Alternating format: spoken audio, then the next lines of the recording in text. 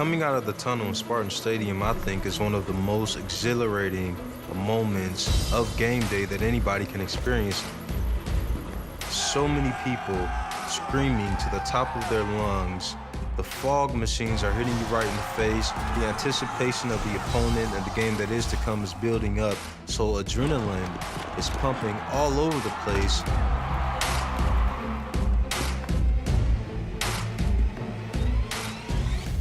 It is one of the best things that anybody could ever do.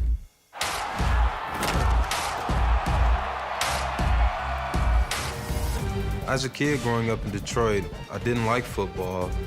My first love was basketball. And as time went on, I eventually fell in love with the sport. Spartan Captives from Detroit, Michigan. Linebacker number 10, Chris Norman, senior from Detroit. But Norman's a veteran guy. He's athletic, he's tough, doesn't give up on it. He's a big-time player. Guy played a lot of football last year. He's a blitzer. He's very aware of Number 10 is an instinctive linebacker.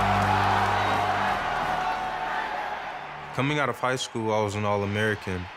Some lists had me as the highest or third best outside linebacker in the nation.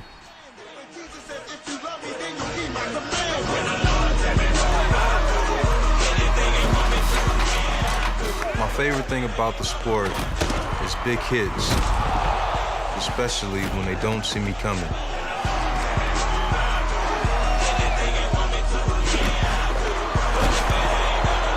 Shotgun snap to Miller. He's had time to wind up. Now he won't run out of time as Chris Norman draws a beat on him and decks him.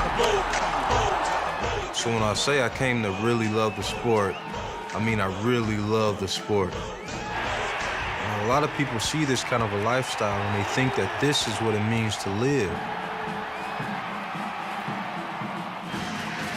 The Crimson Tide of Alabama, continuing their own record with their 58th bowl appearance.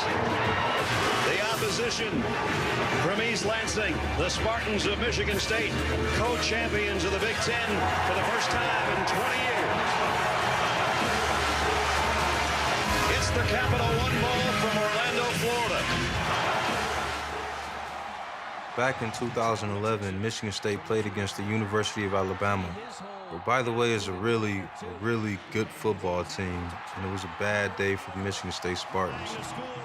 But very early in that game, I would say about the third defensive series, I went down with a very severe injury that left me in a very bad predicament for the following 5 or 6 months. But one other loss, guys, number 10, Chris Norman, the starting linebacker. He's already out right now. They're retaping his right elbow. I had tore a ligament, my elbow, called my UCL, and I also tore my tricep tendon. And when that happened, my whole world was changed. Everything was different for me now. I was out of spring football. I had to miss workouts. I was constantly looking, watching my teammates enjoy the sport that they've been playing for so long. And I got lost. And I realized that there must be something more to life than a football game. When I was growing up, although I went to church all the time, I thought that Christ was a distant possibility instead of an intimate truth. But a friend of mine, he invited me out to a Christian camp that was for athletes. And at this camp, I'd seen something that was so different from what I had saw growing up so long in the church. Basically, I saw young men and women do similar things. They were nice people, but the key difference was that they made it evident that they absolutely loved Jesus Christ.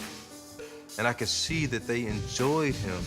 And I didn't know that Jesus could be enjoyed. So once I had figured that out, it was the night of May 24, 2011, where Christ got a hold of my life. He captivated my heart, and he changed me from the inside out.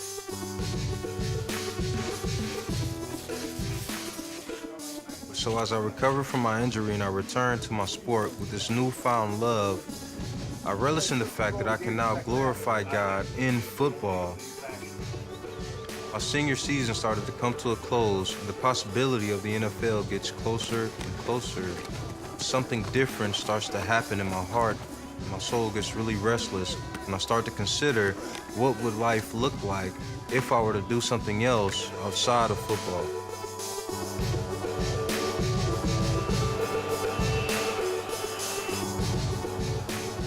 So on the way to my last bowl game in my college career, as I'm wrestling with all of these decisions and possibilities, I crack open a book, Don't Waste Your Life by John Piper. And from reading that, I learned that every waking moment should be lived to the glory of God. And therein lies the ultimate delight. So these were the truths that were weighing in on my heart as I stepped out on what could possibly be the last game of my career. Okay. Okay. You tasted and seen, and you know what I mean. Who's gonna win? Seniors, last one. Last one. A last time at Baltimore. A last time in the green.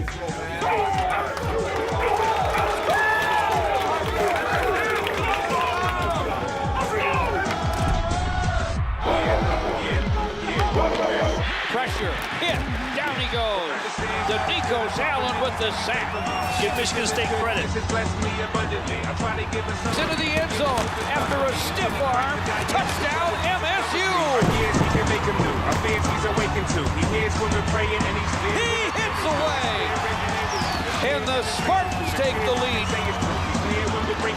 Whether we can suffer in a living in luxury, his works toward his people, all done lovingly and never done stubbornly. With the hidden treasury, every single sunrise provides a new discovery. It's clear what he came to do. See us like Isaiah knew. He appeared as a baby who. So after the game, I didn't say anything to anybody because I knew it was going to bring a lot of attention.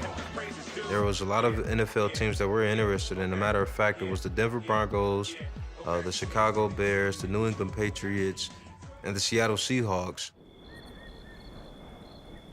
About a week later, I decided to go to seminary instead. Pretty much everybody thought that I was making the wrong decision. My phone wouldn't stop blowing up, a lot of emails, a lot of calls. Well, what about your platform and you're wasting what God is giving you? And what about financially, you can help out your family? A lot of people told me not to do what I know the Lord wanted me to do. It was tough because I care about these people. I value their opinions. But the one thing that I have to do is follow Christ. Because at the end of the day, that's the opinion that I care about the most. I'm tired. I would love a prayer. Whatever needs that she has, I pray that they get met and that she just gets lost in your love.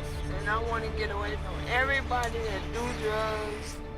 If you have a platform, then use it. By all means, if God has you in that kind of a scenario, do it all to the glory of God. Instructs me.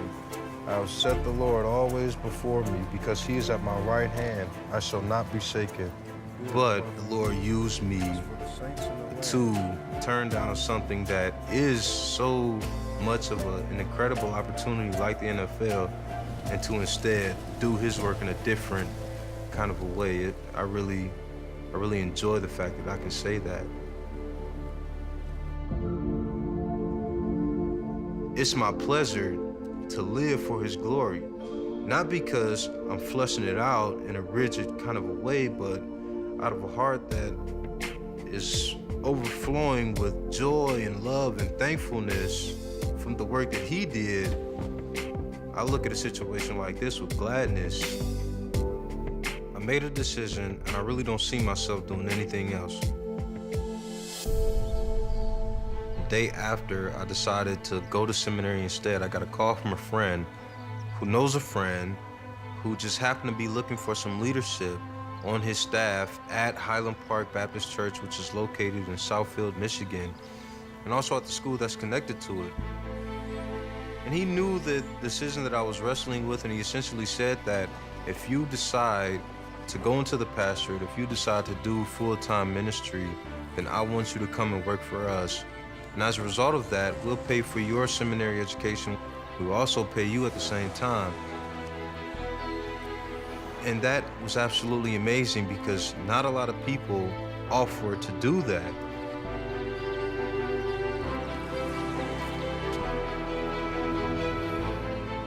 But Jesus says something that I think is really powerful, I think is really profound, and I think is really true, and it's this: that if anyone saves his life, he'll lose it. But if anyone loses his life for my sake, he'll find it. True life, what it means to live, is all wrapped up in the way that you follow Christ. To do what he's asking you to do, to listen to what he says, and to chase his glory means that you will have not wasted your life.